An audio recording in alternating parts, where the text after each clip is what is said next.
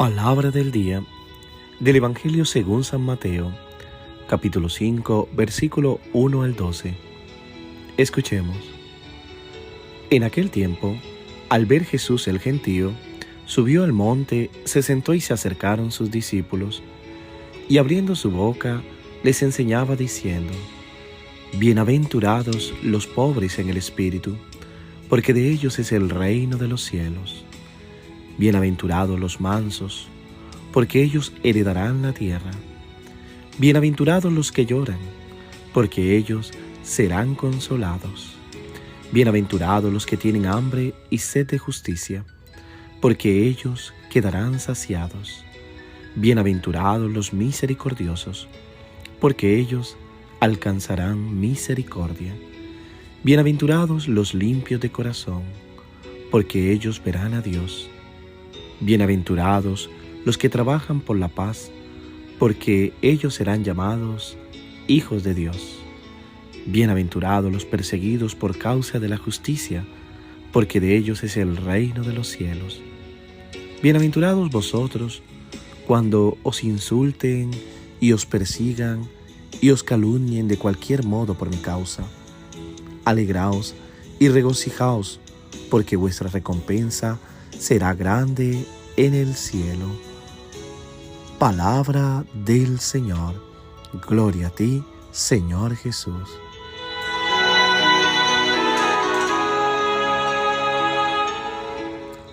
¿Qué tal, mis queridos hermanos y hermanas? Una vez más, con gran alegría, acompañándote en la meditación de esta palabra. Espero que hoy esta lectura de la bienaventuranza llene de felicidad nuestro corazón, nuestra vida, y entendamos ese fin último que Dios quiere sobre nosotros, que seamos felices.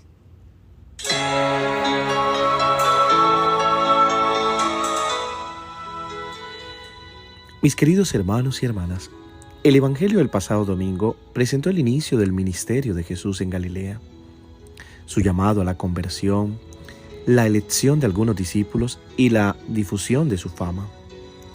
Durante los próximos 4 domingos, la Iglesia nos brindará la oportunidad de estudiar las enseñanzas de Jesús que se encuentran en los capítulos 5 al 7 del Evangelio de Mateo. Estos capítulos forman parte del Sermón del Monte. El Evangelio de cada domingo es una continuación del anterior.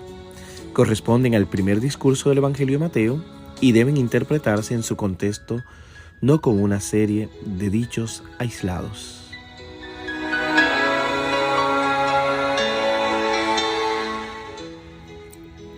Mis queridos hermanos y hermanas, pienso que todos los seres humanos queremos ser felices. Además, para llegar a tal condición, hay que empezar por comprender qué se entiende por felicidad.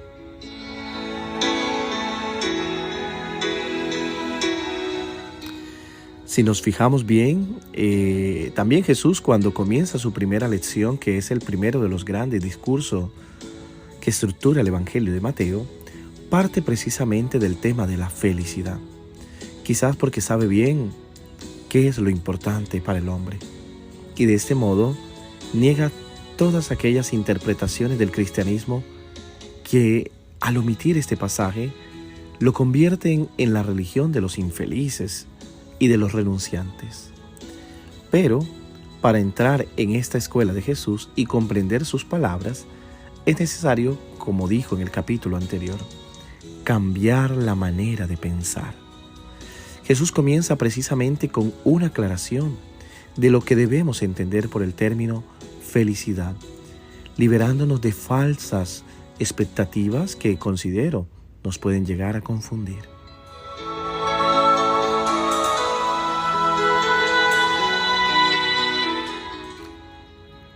Para ayudar a cambiar de perspectivas, Jesús incluso cambia la palabra que se usaba en la tradición clásica.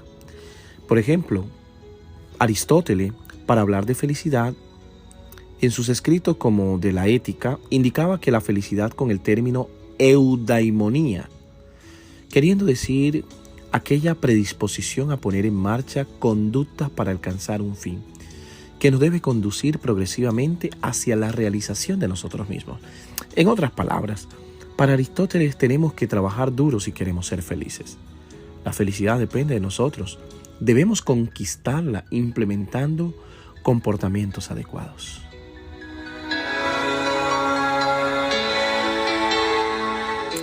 Si miramos en el texto de Mateo, Jesús en cambio usa un adjetivo, makarios, para indicar por lo tanto una condición. La felicidad para Jesús es un don, no una conquista.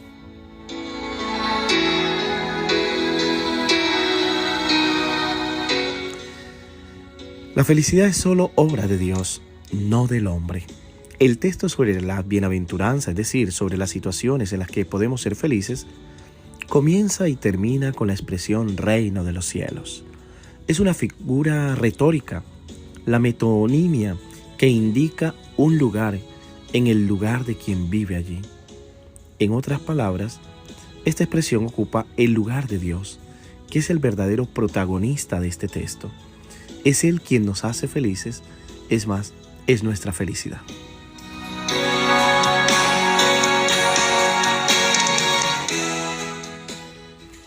Una forma de adentrarnos en este texto es dejarnos llevar por un pequeño cartel. Al final de las bienaventuranzas, cuarta y octava, encontramos el término justicia, que podría ser una indicación para dividir este texto en dos partes que veremos a continuación.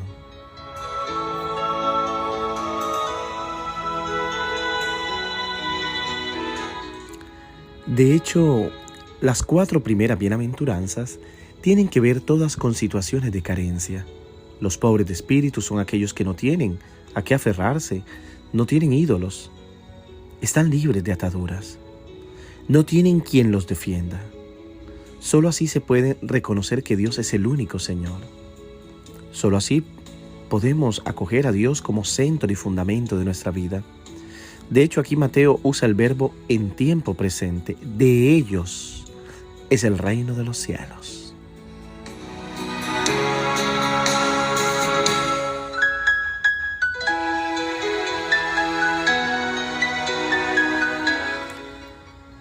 Paradójicamente, los que lloran son felices. Generalmente el llanto es señal de duelo, de pérdida, de dolor. Aquí también hay lugar para acoger a Dios como el que consuela. Felices también los mansos, es decir, los que no confían en sus propias fuerzas. Los mansos son aquellos que han renunciado a defenderse a pesar de tener el derecho, porque solo así pueden reconocer a Dios como su único defensor. Heredarán la tierra, no porque la hayan conquistado, sino porque les es dada en virtud de su relación con Dios. La heredarán.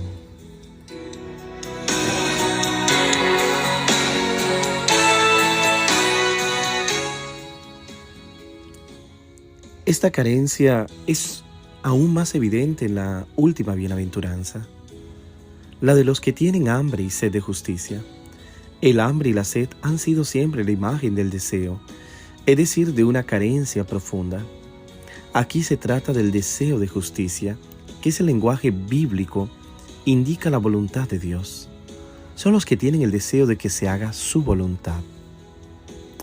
Si bien, mis hermanos, esta bienaventuranza son tanto más anticuadas en una cultura que exorciza la carencia. Los padres muy a menudo tienden a llenar los vacíos de sus hijos, pero de esta forma les impiden desarrollar la capacidad de desear. Es por ello que deberíamos ver con gran cuidado en esta bienaventuranza la capacidad más bien de presentar la felicidad como una autorrealización. Creo que así es que la ponen, poniéndolos en una situación de constante frustración. Se piensa en la felicidad como un desempeño que debe ser alardear y mejorar continuamente.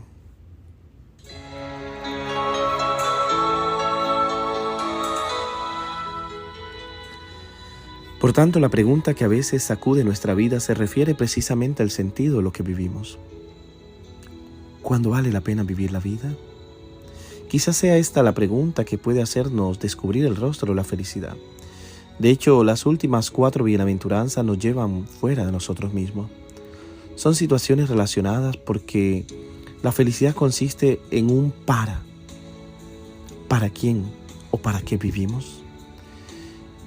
El protagonista de Into the Wild emprende un largo viaje a Alaska para encontrarse a sí mismo, pero solo al final descubrirá que la felicidad solo es real si se comparte. La felicidad nunca puede ser un asunto solitario.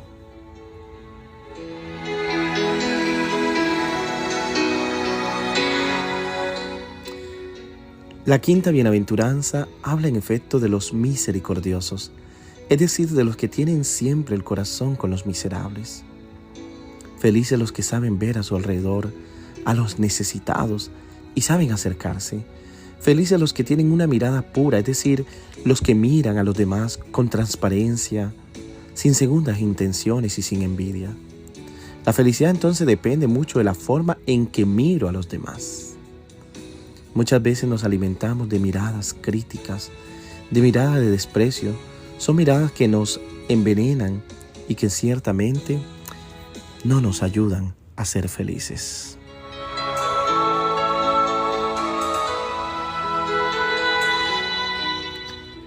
Bienaventurados los pacificadores, es decir, los que superan los conflictos, los que no crean divisiones, los que saben mediar, son los tejedores de relaciones. Felices los que aceptan ser perseguidos por la justicia, es decir, no anteponen sus propios intereses a todos, sino que viven para que se haga la voluntad de Dios, precisamente su justicia.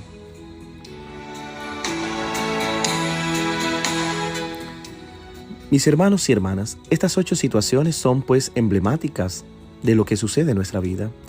No tenemos que ir a buscarlas.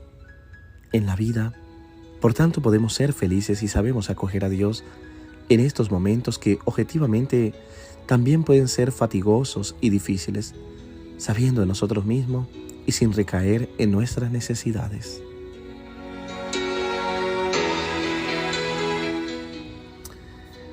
Al final, en efecto, Jesús se dirige directamente a nosotros, los que escuchamos y los que leemos, como en el pasado se dirigió a aquellas multitudes a las que miraba con misericordia